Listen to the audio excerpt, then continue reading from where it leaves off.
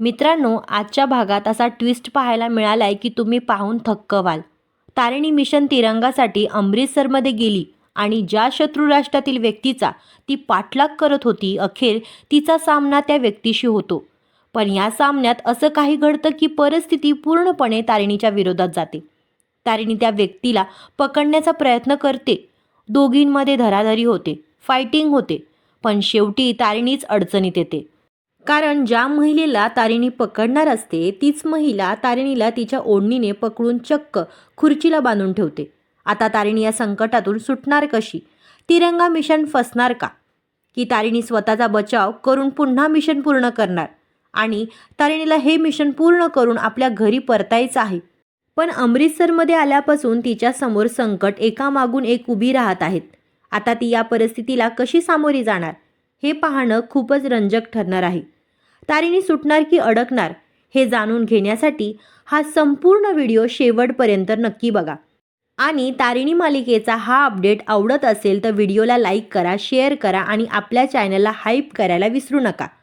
असेच तारिणी मालिकेचे नवीन अपडेट्स पाहण्यासाठी आत्ताच आपल्या चॅनलला सबस्क्राईब करा.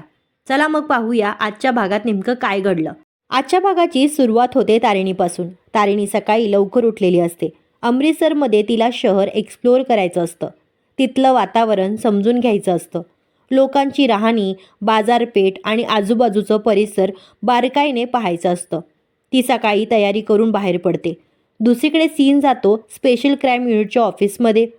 टेक्नो म्हणतो की मॅडम आपल्याकडे ज्या रागाने बघत होत्या त्यामुळे आता त्यांना लवकरात लवकर काहीतरी अपडेट द्यायला हवं.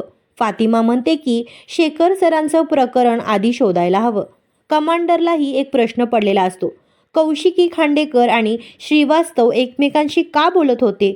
या सगळ्यांवर चर्चा होत असते. पण केदार मात्र कुठेतरी वेगळ्याच विचारात असतो. त्याचं लक्ष कुठेच नसतं. टेक्नो त्याला विचारतो, केडी सर तुम्हाला काय वाटतं? पण केदार काहीच उत्तर देत नाही. शेवटी सगळेजण त्याला विचारतात की तो ठीक आहे का? फातिमा थेट विचारते की केडी सर तुम्ही बॉसच्या काळजीत आहात ना? केदार मात्र तारिणीची काळजी लपवत म्हणतो की तिच्या मैत्रिणीकडे गेली आहे ती आणि तिकडे नेटवर्कचा प्रॉब्लेम असल्यामुळे फोन लागत नाही. पण सगळ्यांना दिसत असतं की केदारच्या मनात काहीतरी वेगळंच चाललंय. दुसरीकडे अमृतसरमध्ये तारिणी विक्रम कारखानी सरांशी बोलत असते. तारिणी सांगते की ती फक्त शहर फिरण्यासाठी आलेली नाही, ती या परिसराचं निरीक्षण करतीये. तिच्या मनात विचार असतो की जर शत्रू राष्ट्रातून कोणी चुकीच्या हेतूने इथं आलं असेल तर ते लोक या भागात राहण्याचा प्रयत्न करू शकतात. कारण इथली भाषा, इथलं खाणं आणि इथली संस्कृती स्वीकारून लोकांमध्ये मिसळणं तुलनेत सोपं जाऊ शकतं. विशेषतः बाजाराचा परिसर त्यांच्यासाठी योग्य असू शकतो. तारिणीचं हे निरीक्षण ऐकून कारखानी सर तिच्यावर खूप इम्प्रेस होतात. ते म्हणतात की खूप छान निरीक्षण आहे आणि लवकरच आपल्याला एक लीडही मिळणार आहे. आणि त्यानंतर आपल्याला एक संशयास्पद महिला दिसते. ती एका भाजीवाल्याकडून शिमला मिरची घेते. त्यानंतर दुसऱ्या भाजीवाल्याकडेही जाते आणि पुन्हा शिमला मिरची घेते. याच वेळी तिची एका महिलाशी धक्काबुक्की होते आणि दोघींमध्ये भांडण सुरू होतं. तारिणी मात्र सगळं शांतपणे पाहत असते. त्यानंतर ती भाजीवाल्याला विचारते, ही शिमला मिरची काही स्पेशल आहे का? भाजीवाला सांगतो की हो, ही खास शिमला मिरची आहे. पूर्ण मार्केटमध्ये अशी शिमला मिरची दुसरीकडे मिळणार नाही. हे ऐकून तारिणीला आश्चर्य वाटतं. मग पुढे ती निघून जाते. पण तिच्या मनात आता त्या शिमला मिरचीचा आणि त्या संशयास्पद महिलेचा संबंध आहे का हा प्रश्न नक्की निर्माण झालेला असतो. त्यानंतर दिवस संपतो. तारिणी आपल्या रूममध्ये परत आलेली असते आणि दुसरीकडे केदारही रात्री एकटा असतो. तारिणीची आठवण येऊन केदार भावूक होतो. त्याच्या डोळ्यात पाणी येतं. तारिणीलाही केदारची आठवण येत असते. दोघांनाही एकत्र घालवलेले क्षण आठवत असतात. एकमेकांबरोबरचा वेळ आणि जुन्या आठवणी दोघांच्याही डोळ्यासमोर येतात. एकीकडे प्रेम आणि आठवणी आहेत तर दुसरीकडे तारिणीसमोर देशसेवेचं मोठं काम आहे. आणि याच भावनेतून तारिणी आपल्या मनात केदारशी बोलत असते.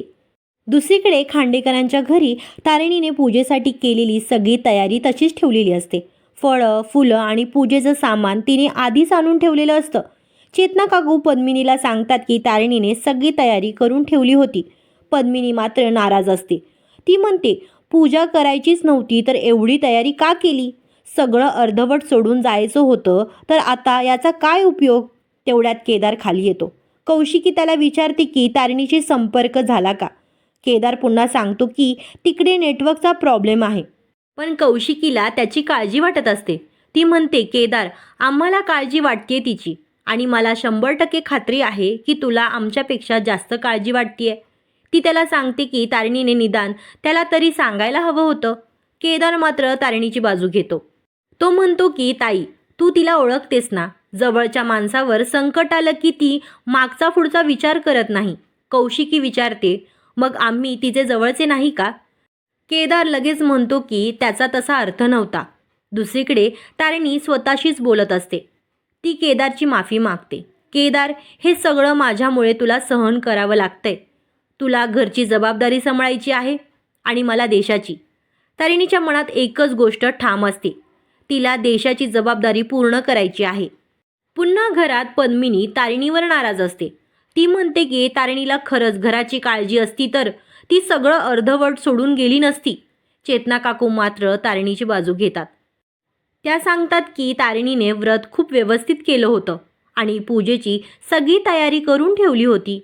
तेवढ्यात युवराज येतो आणि तो नेहमीप्रमाणे केदारला चिडवायला सुरुवात करतो. तो म्हणतो, उद्यापणाला तूच बसणार का? नंतर तो मुद्दाम केदारची चेष्टा करत म्हणतो की बायकोची कामं करतोसच, मग हेही करून टाक. केदारला खूप राग येतो.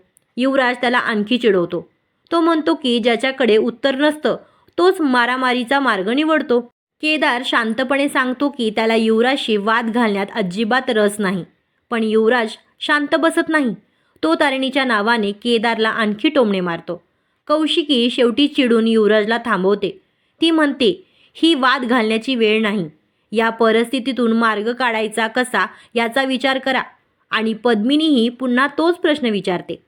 तारिणी उद्यापनापर्यंत आली नाही तर उद्यापनाची पूजा कशी करायची? त्यानंतर तारिणीचा पुन्हा एक भावनिक सीन येतो. ती स्वतःशीच बोलते, हे फक्त घरातलं व्रत नाही, हे देशसेवेचं व्रत आहे. एका बाजूला घराचं मांगल्य आहे आणि दुसऱ्या बाजूला देशाचं रक्षण. अशा वेळी तिचं पाऊल देशासाठीच पुढे जाणार. तारिणी मनात केदारला म्हणते, केदार, आज तू पूजेचा कलश सांभाळ आणि मी देशाची शांतता सांभाळेन. आपण दोघं मिळून आपल्या घरावर येणारं संकट दूर करूया. तिला पूर्ण विश्वास असतो की केदार सगळं व्यवस्थित सांभाळेल. आणि तेवढ्यात कारखानीत सरांचा तारिणीला फोन येतो. तारिणी म्हणते, जय हिंद सर. कारखानीत सर तिला सांगतात की दुसऱ्या दिवशी त्यांची भेट भारत-पाकिस्तान सीमेवर होणार आहे. वेळ नंतर कळवला जाईल, पण तारिणीने उशीर करू नये. तारिणी म्हणते, ठीक आहे सर, मी हजर असेन तिकडे. जय हिंद. दुसऱ्या दिवशी सकाळ होते. खांडेकरांच्या घरात सगळेजण तयार असतात आणि गुरुजीही येतात. गुरुजी मोठ्या सुनेला म्हणजे तारिणीला बोलवायला सांगतात, पण तारिणी घरात नसते. हे ऐकून गुरुजींना धक्का बसतो. कौशिकी परिस्थिती सांभाळत सांगते की एमर्जन्सी आल्यामुळे तारिणीला जावं लागलं. पद्मिनी मात्र म्हणते की तारिणी कुठे गेली, का गेली याबद्दल घरात कोणालाच काही माहिती नाही. गुरुजी सांगतात की ही पूजा खूप महत्त्वाची होती. घरावर येणाऱ्या संकटावर बचाव व्हावा आणि सगळं चांगलं व्हावं म्हणून ही पूजा केली जाते. मात्र दयानंद खांडेकर गुरुजींची माफी मागतात. ते म्हणतात की तारिणी असं कधी वागत नाही. मग ते गुरुजींना विचारतात, जर तारिणी पूजेला येऊ शकत नसेल तर पूजा पूर्ण करण्यासाठी दुसरा काही मार्ग आहे का? कौशिकी ही गुरुजींना काहीतरी उपाय सुचवायला सांगते आणि तेवढ्यात निशी पुढे येते. ती म्हणते, घरातल्या मोठ्या सुनेला घरात येणाऱ्या संकटाची जाणीव नसेल तर या घरातली धाकटी सून घराची जबाबदारी पार पाडायला खंबीरपणे उभी आहे. निशीचं हे बोलणं ऐकून पद्मिनीला खूप आनंद होतो. ती निशीचं कौतुक करते आणि तारिणीशी तुलना करते. युवराज ही निशीला अभिमान असल्याचं सांगतो. दयानंद खांडेकर गुरुजींना विचारतात की निशी पूजेला बसू शकते का? गुरुजी सांगतात, हो बसू शकते, पण. आणि मग सगळ्यांच्या चेहऱ्यावर एकच प्रश्न निर्माण होतो, आता या घरात पुढे काय होणार? आणि आजचा भाग इथेच संपतो. पण दुसरीकडे तारिणीचं मिशन आता आणखी गंभीर होत चाललं आहे. उद्याच्या भागात कारखानीत सर तारिणीला भारत-पाकिस्तानाची सीमा दाखवतात. ते या सीमेचं महत्त्व तारिणीला समजावून सांगतात आणि मिशनच्या प्रत्येक टप्प्यावर सावध राहण्याचा इशारा देतात.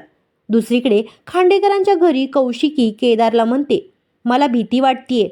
तारिणी कोणत्या संकटात तर नसेल ना?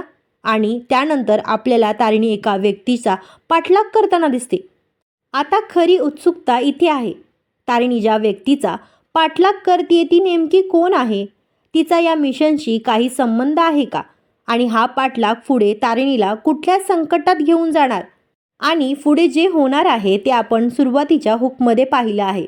तारिणी त्या शत्रू राष्ट्रातील महिलेच्या तावडीत सापडणार का? हा प्रश्न आता सगळ्यांसमोर आहे. म्हणून उद्याच्या भागात तारिणी या संकटातून स्वतःला कशी बाहेर काढते आणि मिशन पूर्ण करण्यासाठी पुढे काय करते हे पाहण्यासाठी रोज व्हिडिओ शेवटपर्यंत बघा आणि उद्याचा भाग अजिबात चुकवू नका.